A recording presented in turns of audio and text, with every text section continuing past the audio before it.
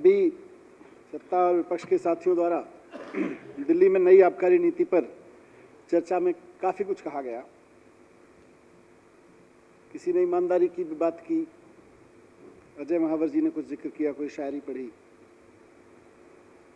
मैं यहीं से बात शुरू करना चाहता हूं कि ईमानदारी का दाम दिल्ली की जनता जानती है, जिनको एक ईमानदार मुख्यमंत्री मिल गया है, इसलिए ईमानदारी के दाम दिल्ली की जनता जानती है। अध्यक्ष महोदय, देश में लिकर पॉलिसी के दो मॉडल हैं। एक मॉडल है जहां शराब अलाउ की जा रही है बेचना, और एक जहां बैन की हुई है। बैन वाले में गुजरात है, कई और राज्यों के भी नाम लिए गए यहाँ पे। गुजरात में आप राजस्थान बॉर्डर पे चले जाओ, महाराष्ट्र बॉर्डर पे चले जाओ, मध्य प्रदेश बॉर्डर पे चले जाओ, मतलब वहां बच्चा बच्चा जानता है किस तरह से इलीगल शराब पूरे गुजरात में जा रही है। आप गुजरात में चले जाओ, इलीगल शराब मिल जाएगी आपको वहां पे। तो जो 10,000 करोड़, गुजरात के लोग बताते हैं, मैं तो गुजरात में भी गया पीछे, कि जी 10,000 करोड़ रुपए का जो रेवेन्यू गुजरात सरकार को मिलना चाहिए था, वो तथाकथित शराबबंदी के नाम पर भारतीय जनता पार्टी और उनके ठेकेदार कमा रहे हैं, सबके सिस्टम के साथ मिलकर। बिहार में भी बैन है, उसके बारे में सुप्रीम कोर्ट के माननीय चीफ जस्टिस साहब ने हाल में एक टिप्पणी की थी, मैं उस पर ज़्यादा कोई टिप्पणी करना नहीं चाहता। मैं दिल्ली की बात करूंगा। दिल्ली की पुरानी आबकारी नीति, जैसा सत्येंद्र जैन जी ने कहा, पिछले 6-7 साल से हमने काफ़ी रिफॉर्म किए उसमें, रेवेन्यू के पॉइंट ऑफ व्यू से भी, रिफॉर्म के पॉइंट ऑफ व्यू से भी, जनता के पॉइंट ऑफ व्यू से भी। खुलेआम जब 2015 में आए थे तो खुलेआम शराब पीने का बहुत प्रचलन था, कई ऐसे ठेके बंद कराए, और साथ साथ बड़े स्तर पर अभियान चलाया गया, पूरे के पूरे अपने एनफोर्समेंट डिपार्टमेंट को झोंक के कि कोई भी खड़ा हुआ शराब पीता हुआ मिले, पकड़ लो उसको, उठा लो उसको वहां से। कारों में, झुग्गियों में, पार्कों में, इधर उधर जहां जहां जो शराब पीते मिलता था, ओपन लिकर कंजम्पशन, खूब जबरदस्त तरीके से माहौल बना के चलाया गया। उसका एक छोटा सा एक उदाहरण एक बार मिला मुझे। कोई नोएडा से आए थे, तो बोले यार, जानकारी थे, मतलब किसी जानकार के जानकार थे, उसने मेरे जानकार से पूछा, यार ये दिल्ली में मनीष सिसोदिया जी ने, अरविंद केजरीवाल जी ने इतना मुश्किल कर दिया है शराब पीना, कार में बैठ के तो शराब पी नहीं सकते, उसके लिए नोएडा जाना पड़ता है। तो बहरहाल, लेकिन कुछ बुनियादी खामियां थी उस पॉलिसी में। कुछ चीजों को हमने शुरू में ईमानदार राजनीति की वजह से, और कुछ विजन की वजह से, कुछ रिफॉर्म की वजह से, कुछ अच्छे ऑफिसर्स को लगा के उस दौरान में ठीक किया। एक में इसलिए क्योंकि सदन के रिकॉर्ड में भी रहे, क्योंकि काफ़ी पॉलिसी पे चर्चा हुई है, अंदर भी और बाहर भी। 15 में हमने एक सिस्टम बनाया सर। ये जो एक्साइज इंस्पेक्टर्स होते हैं, उनको 15 से पहले ठेके मिले होते थे कि भाई ये वाला मार्केट तेरा, और इससे उगाही ऐसे आएगी, चेन बनी हुई थी, और सबकी अपनी सेटिंग थी, कोई किसी को गलत सलत को कोई पकड़ता नहीं था, थोड़ा बहुत रेवेन्यू आता रहता था। तो 15 में हमने कहा कि नहीं, इंस्पेक्टर्स जो है ना, ये इनके परमानेंट नहीं होने चाहिए, इनके जोन हमने रोटेट कर दिया कि भाई सुबह उठ के तुम्हें पता चलेगा कि आज तुम किस जोन में जाओगे चेकिंग करने, और कल सुबह उसमें नहीं जा रहे होगे, कहीं और जा रहे होगे, परसों कहीं और जा रहे होगे। जब तुम एक्साइज इंस्पेक्टर हो तो चारों तरफ चेकिंग करो ना, एक ही जगह का ठेका क्यों लेते हो? केवल उस छोटे से रिफॉर्म से, 2015 में हमने कोई बड़े रिफॉर्म नहीं किए थे, हम समझ रहे थे चीज़ों को कि एक्साइज का पूरा वो, लेकिन ये ईमानदारी का एक रिफॉर्म था कि भैया हमें नहीं चाहिए इंस्पेक्टर की पोस्टिंग का, हमें नहीं पैसा चाहिए था। मैं तुम्हारी पोस्टिंग कहाँ कैसे हुई? पहले पोस्टिंग जोन के हिसाब से होती थी, जिस इलाके में ज़्यादा पैसा उस इलाके का ज़्यादा इंस्पेक्टर खरीदता था लेके पोस्टिंग। हमने कहा बंद किया, रोज़ तुम्हारी पोस्टिंग होगी नई, और रोज़ तुम्हारा सबका जगलिंग होती रहेगी, तुमको भी नहीं पता अगले दिन तुम कहाँ जाओगे, और हमको भी नहीं पता।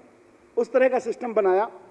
तो 2014-15 में दिल्ली सरकार का एक्साइज रेवेन्यू था 3400 करोड़ रुपए, और केवल इस ईमानदारी की पॉलिसी की वजह से शराब उतनी बिक रही थी, ऐसा नहीं कि शराब ज्यादा बिकी, केवल उस चोरी को एक छोटे से प्रयोग के रोकने से 3400 करोड़ रुपए से 4238 करोड़ रुपए हो गया अगले साल।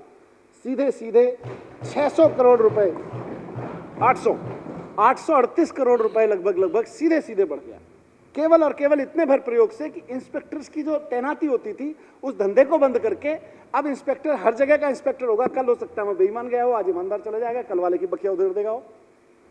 सबके हाथ काट दिए हमने। इन्होंने खूब कोशिश की कि एक्साइज में रिफॉर्म ना हो। जैसा सत्येंद्र जी ने कहा, हमने भी कई प्रयोग करने की कोशिश की। हमने बॉन्ड्स का, बहुत टेक्निकल हो जाएगी बात, बॉन्ड्स वगैरह के पे इंस्पेक्टर होता था, वहाँ से सिस्टम्स को ख़त्म किया। तो धीरे धीरे जो रिफॉर्म हुए, जितना पुरानी पॉलिसी के आधार पे उसको रिफॉर्म करके ठीक किया जा सकता था, उसमें हमने 3400 करोड़ रुपए से 5200 करोड़ रुपए रेवेन्यू पहुंचा दिया 4 साल में, 3 साल में। 2018 में हो गया था 5200 करोड़ रुपए। लेकिन अब एक्साइज पॉलिसी में उससे ज़्यादा वो नहीं था कि भाई अब तो कुछ लीकेज तो इसमें परमानेंट हैं, और बहुत कहीं कहीं से किसी सेगमेंट से मैं कहूँगा तो फिर वो हो जाएगा, नगर निगम और पुलिस जिसके कब्जे में है उस पॉलिटिकल सेगमेंट से सीधे सीधे संरक्षण में चल रहे हैं। उनको बंद करना है तो फिर पॉलिसी पूरी बदलनी पड़ेगी। तो ये करके हमने, जो सोमनाथ जी ने जिक्र किया काफ़ी लंबा, कैसे विस्तार से, कि कैसे कैसे पॉलिसी बनाई, मैं उस पर नहीं जाऊँगा। लेकिन इसका मकसद क्या था और हासिल क्या हो रहा है, और नई पॉलिसी से दिल्ली में बदला क्या है। अध्यक्ष महोदय, पुरानी पॉलिसी में दिल्ली में शराब की दुकान एक न्यूसेंस हुआ करती थी। आज वो जमाना चला गया।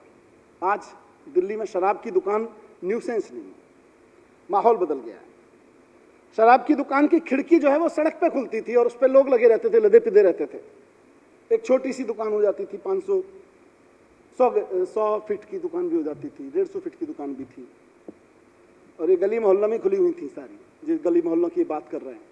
पर वो बड़े संरक्षण में खुली हुई थी, क्योंकि गली मोहल्ले में ही मिलती है 100 फीट की दुकान। हमने कहा नहीं, अब ये सामने लाइन नहीं लगेगी, नियम बना दिया। नई पॉलिसी में अब नियम हो गया है कि शराब की दुकान कोई भी खुलेगी तो सड़क की तरफ उसका कोई काउंटर नहीं होगा, सेल काउंटर। वो सीन नहीं चाहिए भाई अब दिल्ली में, वो न्यूसेंस सीन नहीं चाहिए। आज वो सड़क पे खुलते हुए काउंटर और उनके पीछे लदे पिदे हुए लोग, आज दिल्ली में बीते जमाने की बात हो गई है। आज नहीं हो रहा, नई पॉलिसी में नहीं हो रहा। पुरानी पॉलिसी में शराब की दुकान के बाहर ठेला लगता था, आसपास खूब कई सारे ठेले चिप्स लेके खड़े हो जाते थे, अंडे लेके खड़े हो जाते थे, और एमसीडी और पुलिस के संरक्षण में खड़े होते थे। हफ्ता मिलता था, उनसे बेचारे ठेले वालों से भी हफ्ता वसूलते थे। और वहीं बारशाला चलती थी, जिसको हमने बंद कराने की खूब कोशिश की, अपने एक्साइज डिपार्टमेंट से, एनफोर्समेंट से रेड डाल के जितना करा सकते थे।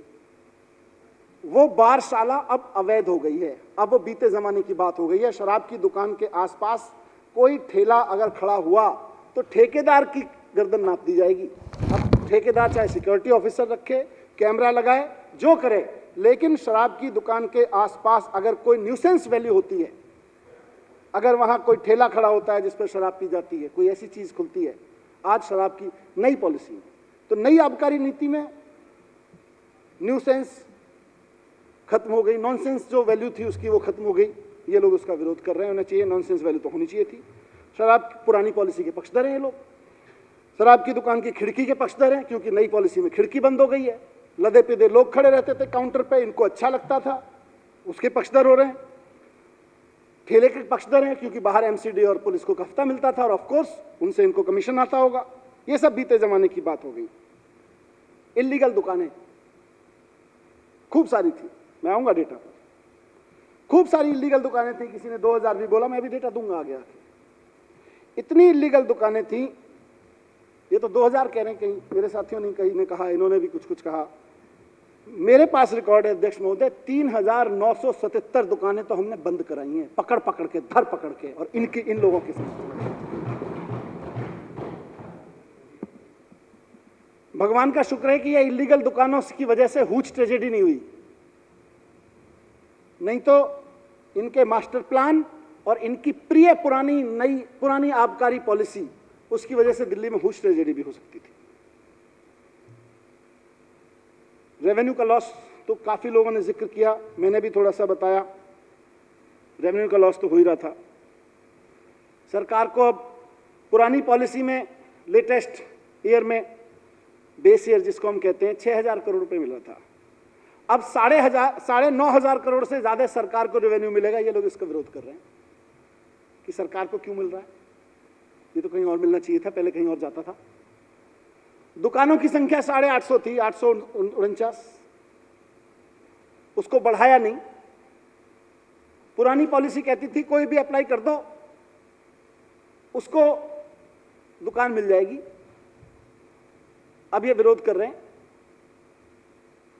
एक ही मॉल में, ओम प्रकाश जी की और आपके भी विधानसभा के बाजू में ओम प्रकाश जी की विधानसभा, मेरी विधानसभा भी उसकी भुक्तभोगी थी। मॉल से जहां 15-15, 20-20, एक ही वार्ड में 27 दुकानें खुलवा रखी थी नई पुरानी पॉलिसी में। एक ही वार्ड में 27 दुकानों के पक्षधर हैं। ये कह रहे हैं नहीं नहीं वो चलने दो, अच्छी पॉलिसी थी, एक ही वार्ड में 27 दुकानें अच्छी थी, उनको चेंज करना ठीक नहीं है। ये मास्टर प्लान की बात कर रहे हैं। 80 वार्ड में से, अध्यक्ष महोदय, पुरानी पॉलिसी में दिल्ली में 80 नगर निगम वार्ड्स में से एक में भी 80 वार्ड ऐसे थे जहां एक भी दुकान नहीं थी और 45 ऐसे थे जहां केवल एक एक दुकान थी। 2016 से अरविंद केजरीवाल जी ने नई दुकानें नहीं खुलने दी दिल्ली में। आज उनको सबको बंद करा के नियम बना दिया गया कि ये 50 फीट 100 फीट की दुकान नहीं चलेंगी, कम से कम 500 फीट की दुकान होना लाजमी है। और ये इसका विरोध कर रहे हैं। बोले वही गली मोहल्लों की छुटकी छुटकी छुटकी 50-50 फीट वाली दुकान अच्छी लगती थी हमको, तो ये नई पॉलिसी की दुकान तो खराब है जी। 127 दुकानें जब नया मास्टर प्लान लागू किया गया उसके बाद से माननीय एलजी साहब से परमिशन ले लेके पुरानी पॉलिसी में लगातार चलती रही और उनमें से 51 तो अभी 15 नवंबर तक चली है। अब ये विरोध कर रहे हैं। सीसीटीवी लगाएगा दुकान वाला नई पॉलिसी में, सिक्योरिटी रखेगा, आसपास ओपन लिकर नहीं होने देगा, ये उसका विरोध कर रहे हैं। 58% दिल्ली में, रिकॉर्ड पे कह रहा हूं, 58% दिल्ली में कोई दुकान नहीं थी या अनसर्व्ड था, अंडर सर्व्ड था, एक दुकान पूरे वार्ड में। 45 वार्ड में, 45 वार्ड, उसके कंट्राडिक्शन में 45 वार्ड ऐसे थे दिल्ली में पुरानी पॉलिसी में जिसके मोहब्बत में ये मरे जा रहे हैं। 45 वार्ड में 850 में से आधी दुकानें केवल 45 वार्ड में होती थी। ये थी पुरानी पॉलिसी, इसको बदला है हमने जिसकी मोहब्बत में ये मरे जा रहे हैं। अध्यक्ष महोदय,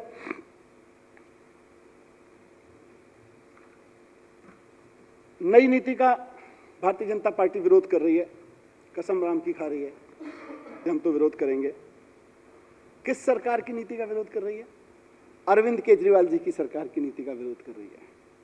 उस सरकार की नीति का विरोध कर रही है जिसने 2016 से दिल्ली में शराब की नई दुकानें नहीं खुलने दी, पुरानी पॉलिसी में भी नहीं खुलने दी थी, उसका विरोध कर रही है।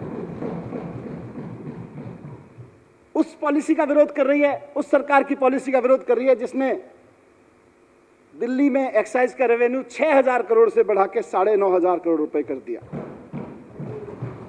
उस सरकार की पॉलिसी का विरोध कर रही है भारतीय जनता पार्टी जिसमें एक मॉल में 17-17, 20-20 दुकानें खुलने की परमिशन थी। आज नई पॉलिसी में एक मॉल तो छोड़ दीजिए, एक वार्ड में भी कोई 27 दुकान नहीं खोल सकता। ये हमारी नई पॉलिसी है। और कौन कर रहा है विरोध? कौन कर रहा है? भारतीय जनता पार्टी विरोध कर रही है। इनका रिकॉर्ड क्या है?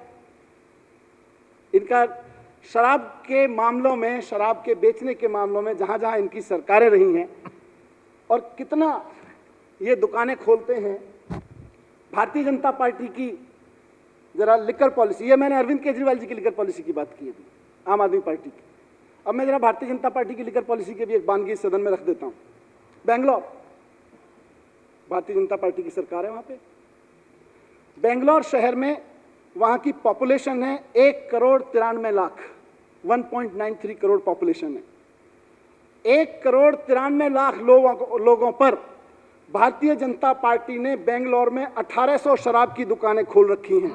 यानी कि 10,750 लोगों पर, हर 10,750, लगभग 11,000 बोल दीजिए, हर 11,000 लोगों पर बेंगलोर में भारतीय जनता पार्टी ने एक शराब की दुकान खुलवा रखी है। बेंगलोर में इन्होंने, मुंबई में, नगर निगम में भी दे रहे हैं, सत्ता में भी रहे हैं। 1.23 करोड़ पॉपुलेशन पे 1200 दुकानें हैं, वहां भी 10,200 लोगों पर एक शराब की दुकान है। गुड़गांव, इनका रेवेन्यू काफी इफेक्ट हुआ है उससे। असली चोट तो वहीं से लगी है कि माफिया के लिंक तो वहीं से थे। आ रहा हूं। गुड़गांव भारतीय जनता पार्टी द्वारा शासित शहर, 8.86 लाख पॉपुलेशन और शराब की दुकानें 480, यानी कि हर 1845, लगभग 2000 लगा लो, 1845 या 2000 लोगों पर एक शराब की दुकान चलाती है भारतीय जनता पार्टी, गुड़गांव में चलाती है।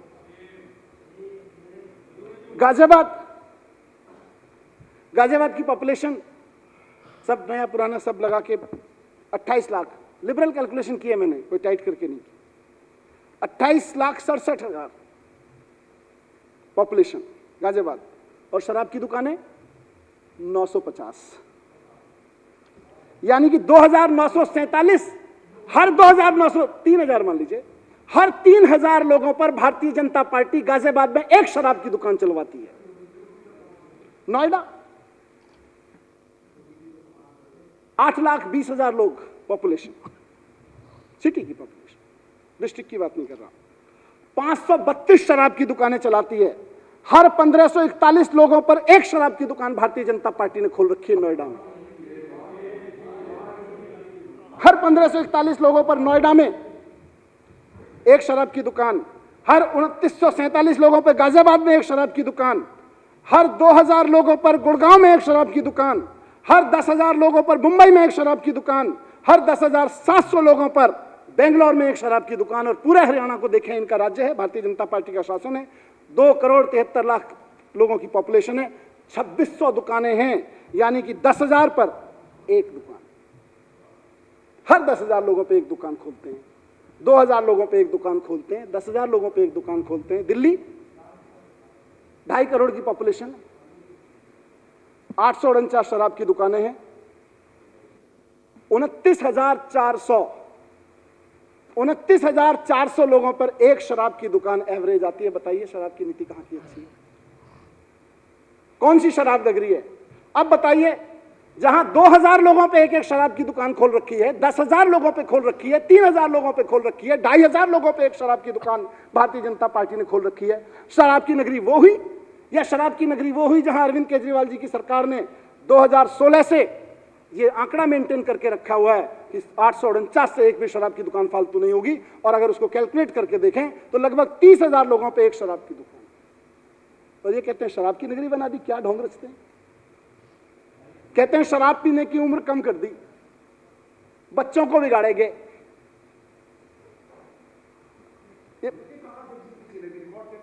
आपकी तरफ से खूब विरोध हुआ है, आपके नेताओं की तरफ से खूब विरोध हुआ है।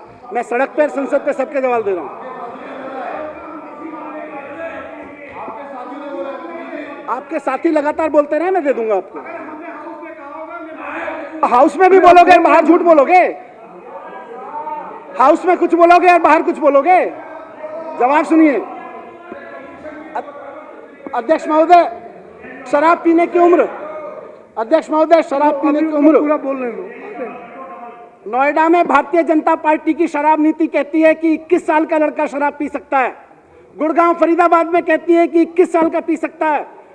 जम्मू कश्मीर में इनकी सरकार है, लद्दाख में इनकी सरकार है, कर्नाटक में इनकी सरकार है, गोवा में इनकी सरकार है, हिमाचल प्रदेश में इनकी सरकार है, सिक्किम में इनकी पार्टी की सरकार है। 18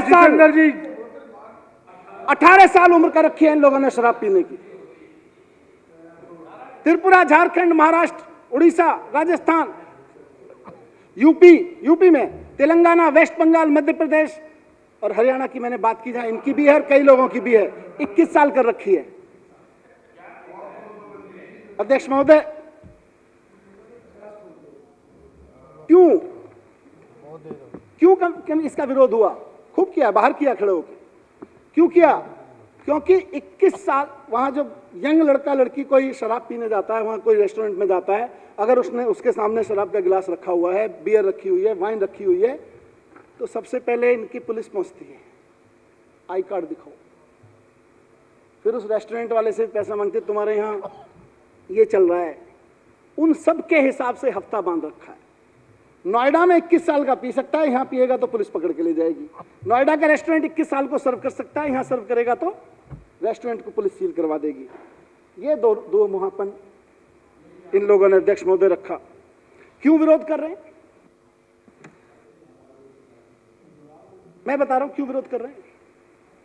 क्योंकि दिल्ली में, आप सुन तो लो जवाब।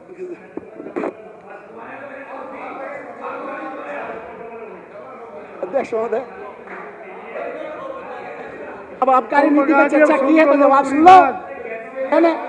भाई साहब सुन लो। मैंने कहा था बहुत भारी पड़ेगा जवाब, हाथ जोड़ने लगे। मैंने कहा था बहुत भारी पड़ेगा जवाब, भारी पड़ रहा है। अध्यक्ष महोदय, क्यों विरोध कर रहे हैं? क्यों विरोध कर रहे हैं? क्योंकि एक्साइज डिपार्टमेंट ने अरविंद केजरीवाल जी के नेतृत्व में पिछले 5 साल का रिकॉर्ड में दूं तो 3,977 इलीगल शराब के ठेके दिल्ली में बंद कराए हैं। इसलिए विरोध कर रहे हैं और इसलिए बता रहा हूं। और उनमें से इन 3,977 इलीगल ठेके जो इनके संरक्षण में, इनकी पुलिस के संरक्षण में, इनके एमसीडी के संरक्षण में चल रहे थे, उनमें से ज्यादातर ठेके उन्हीं 80 वार्ड्स में थे जिनकी दुहाई अभी दे रहे हैं। इनकी डेटा दे रहा हूं, अखबारों पे नहीं चलता हूं। अध्यक्ष महोदय, 4,000 लोग अरेस्ट किए केजरीवाल जी के नेतृत्व में सरकार ने। 2059 व्हीकल सीज किए जिसमें ये लोग और इनके गुर्गे इलीगल शराब ला रहे थे। कल सड़क पे खड़े दुखी हो रहे थे इनके लोग। और 15,52,855 बोतल इलीगल शराब इनके लोगों के द्वारा दिल्ली में बेची जाती पकड़ी गई। इनको अरेस्ट किया गया। इसलिए इनको दिक्कत हो रही है कि ये नई शराब नीति में तो ये गड़बड़ हो गई, अब ये धंधा कैसे चलेगा।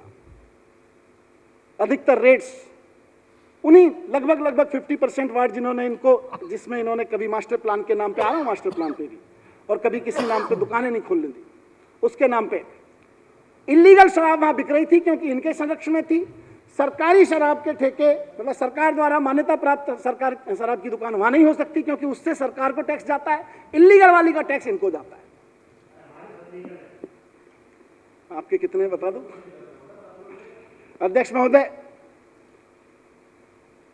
मैं एक छोटा सा और उदाहरण दे देता हूं क्योंकि कई बार समझ में नहीं। मैं दिल्ली के लिए बदला क्या नई पॉलिसी में?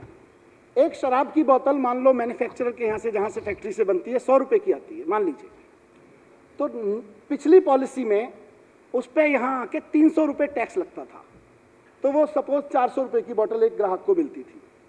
तो ये जो 300 रुपए सरकार का टैक्स था, सारी लड़ाई लीगल और इलीगल में इसमें है कि अगर वो इनके द्वारा संरक्षित ठेकों से बिकती है तो 300 रुपए जाता है इनको, और सरकार के द्वारा चलाए जा रहे ठेकों से, सरकार के द्वारा मान्यता प्राप्त ठेकों से बिकती है तो सरकार को रेवेन्यू आता है वो 300 रुपए। सारी लड़ाई 300 रुपए पर बॉटल एवरेज, जो मैं आपको एक रफ फिगर दी, उसकी चोरी की थी। दिल्ली सरकार ने अब ये नीति बदल दी। दिल्ली सरकार ने लाइसेंस लेने वालों से कहा कि भैया हमें नहीं पता, आपने हमको इतना इतना पैसा दिया, इतना इतना दिया, अब हमें लाइसेंस फीस में ही दे दो तुम। ये चोरी चकारी का धंधा छोड़ो, हम 300 रुपए की तुम्हारे पीछे। अपने मदन लाल जी ने सही याद दिलाया, विनोद कुमार जी जिनकी डेथ हुई, कितने लोगों की रिस्क और हुच ट्रेजेडी हो जाएगी दिल्ली में। इलीगल धंधा चलता रहेगा। शराब के व्यापारियों को भी पता था कि दिल्ली में कितनी शराब वो सप्लाई करते हैं इलीगली। जब उनको सरकार ने ये कहा तो लीगल तरीके से चलाने की बात कही तो उन्होंने खुद 9,500 करोड़ रुपए का रेवेन्यू देना सरकार को स्वीकार किया, क्योंकि उनको यह पता था कि अब इनको नहीं देना पड़ेगा। उनको यह पता था, इसलिए इनके पेट में दर्द हो रहा है, इसलिए बौखला गए। कल इन्होंने अपने कमीशन को बचाने के लिए सड़क पे भी खूब तांडव किया। कल अपने हिस्से का कमीशन बचाने के लिए अब इनको बौखलाहट है कि वो कमीशन कैसे बचा के रखा जाए जो शराब माफिया से मिलता था। 2 घंटे 3 घंटे इन्होंने सड़क पे लोगों को दुखी रखा। इनको चिंता दिल्ली वालों की नहीं है अध्यक्ष महोदय, अभी कह रहे थे हमें दिल्ली की चिंता है, इनको चिंता कमीशन की है। ये अभी मास्टर प्लान की बात कर रहे थे अध्यक्ष महोदय, अभी मास्टर प्लान की बात कर रहे थे। दिल्ली के 2.5 करोड़ लोगों के साथ ये जो so called Delhi master plan है, इससे बड़ी गद्दारी कुछ नहीं हो सकती। क्यों? क्योंकि इन्होंने खुद माना अभी कि ऑलमोस्ट 50% दिल्ली लोग तो वहां रह रहे हैं, लोग शॉपिंग भी कर रहे हैं, कुछ कंज्यूम भी कर रहे हैं, कुछ कुछ खा पी भी रहे हैं, रेस्टोरेंट में भी जा रहे हैं, दुकानों पे भी जा रहे हैं नॉर्मली, लेकिन उनके यहां खुली हुई दुकानों को इन्होंने इलीगल घोषित कर रखा है अपने मास्टर प्लान में। इन्होंने जानबूझ के मास्टर प्लान ऐसा बनाया कि आधी दिल्ली अवैध मार्केट कहलाए। यह मास्टर प्लान नहीं है अध्यक्ष महोदय। मैं आज तक इसको, आज मैंने अपने आप को और करेक्ट किया यहां से सुन के वक्तव्य, मैं हमेशा इसको कहता था ये डिजास्टर प्लान है। 100 वार्ड ऐसे हैं जहां पे कोई भी काम दिल्ली में, 80 वार्ड ये जिनको ये टोटली जीरो कमर्शियल एरिया, बात शराब की दुकान की छोड़ दीजिए एक बार को, जीरो कमर्शियल एरिया है 80 वार्ड्स में दिल्ली में। शर्म आनी चाहिए उन लोगों को जिनको दिल्ली का मास्टर प्लान बनाने की जिम्मेदारी दी गई थी। उन्होंने 80 वार्ड्स ऐसे छोड़ रखे हैं जहां जीरो कमर्शियल एरिया है।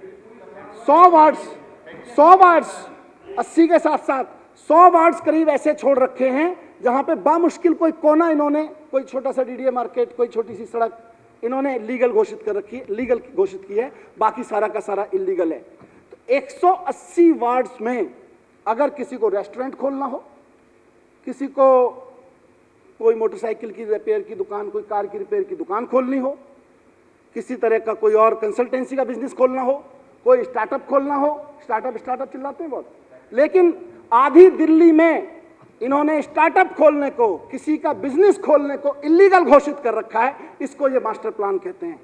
आज मेरे को समझ में आया ये दिल्ली मास्टर प्लान नहीं है, एक्चुअली ये कमीशन मास्टर प्लान था इनका, क्योंकि कमीशन मिलता है। ये दिल्ली डीडीए का सबसे बड़ा फेलियर है कि 21वीं सदी में भारत की राजधानी को एक ठीक से मार्केट नहीं दे पाए, वहां मार्केट डेवलप नहीं कर पाए, तो दिल्ली डेवलपमेंट अथॉरिटी क्यों कहते हैं उसको? दिल्ली को बर्बाद करने वाली अथॉरिटी बोलने शुरू कर दो। अगर आधी दिल्ली के लोगों को अपनी शॉपिंग, चाहे वो ग्रोसरी मार्केट हो, चाहे परिवार की और शॉपिंग हो, चाहे छोटा मोटा मैकेनिक की कोई स्टार्टअप लगाना हो, इलीगल मार्केट पे इनके द्वारा डिक्लेयर इलीगल मार्केट में चलानी पड़ती है, तो ये फेलियर आपका है। इससे बड़ा डिजास्टर क्या होगा कि एमसीडी का कमीशन और पुलिस की हफ्ता वसूली के चक्कर में आपने आधी दिल्ली को इलीगल घोषित कर रखा है, और आप बात करते हो मास्टर प्लान की। मैं नेता प्रतिपक्ष से कहता हूं अध्यक्ष महोदय कि एक तो दिल्ली के बच्चों को, झुग्गी में रहने वाले बच्चों को, अनऑथराइज कॉलोनी में रहने वाले बच्चों को, ऐसी कॉलोनी में रहने वाले बच्चों को जो सो कॉल्ड आपके मास्टर प्लान में डिजास्टर का हिस्सा बन चुके हैं, वहां उनको इलीगल शराब माफिया से बचा लीजिए। बहुत अपराध करा लिया आप लोगों ने उनसे, अब सरकार वहां लीगल दुकान खोलेगी, आप वहां पे इलीगल धंधा बंद करवाइए अपना। ये मैं इनसे कहना चाहता हूं। और दूसरा, बड़े भावुक होकर शपथ खाई इन्होंने राम जी की। मैं कहता हूं विपक्ष में, या दिल्ली वाला होने के नाते, या भारतीय जनता पार्टी का नेता होने के नाते, एक कद्दावर नेता होने के नाते, अगर शपथ ही खानी है तो इस बात की खाइए ना कि मैं शपथ लेता हूं कि दिल्ली की एक एक कॉलोनी को, दिल्ली के एक एक वार्ड को लीगल मार्केट दिलवाऊंगा। वहां के लड़के लड़कियां कुछ बिजनेस करना चाहें, कोई दुकान खोलना चाहें, तो उनको मैं लीगल दुकानें दिलवाऊंगा। उसकी शपथ नहीं खाएंगे क्योंकि वहां से तो कमीशन बंद हो जाएगा। शपथ खाएंगे उस चीज की जिससे कमीशन बचा रहे। भगवान राम के नाम पे भी कमीशन खाने की शपथ खाते हो, शर्म आनी चाहिए। अध्यक्ष महोदय, मैं समझता हूं कि इनका भांडाफोड़ हो चुका है। दिल्ली की जनता में कहीं कोई प्रॉब्लम है, दिल्ली सरकार बहुत कंसर्न है, लेकिन जब तक अरविंद केजरीवाल जी की भारतीय जनता पार्टी के सामने सरकार है, ये अरविंद केजरीवाल जी की सरकार दिल्ली में किसी को भी, ये भारतीय जनता पार्टी के लोग हों या कांग्रेस के लोग हों, इनको नंबर 2 का शराब का धंधा नहीं चलाने देगी, उससे कमीशन नहीं खाने देगी।